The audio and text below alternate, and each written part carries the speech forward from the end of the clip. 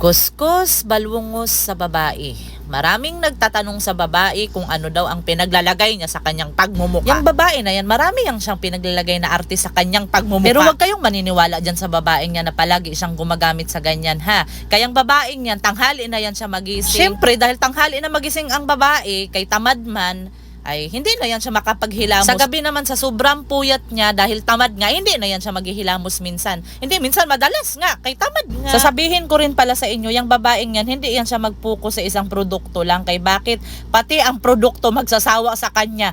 Pag palagi niya nang ginagamit, aayawan na siya ng produkto kay sobrang arte. Kaya hindi natatalab sa kanya. Kaya panay ang palit sa mga pinaglalagay sa pagmumuka niya. Tignan mo naman, di ba? Pati ang mga produkto, hindi na siya nagugustuhan. Iiwanan din siya. Kung gusto nyong gayahin yung babae na yan, mag-skincare, bago ninyo atupagin yung mga skincare ninyo, magpalit muna kayo ng punta ninyo ng mga bedsheet. Kay kahit kung ano-anong ipagpapahid ninyo sa pagmumuka ninyo, sa katawan ninyo, kung hindi malinis ang mga ginagamit nyo sa pagtulog, hindi rin yan iepekto. Huwag nyong gagayahin ang babaeng tong umaasa lang sa makeup.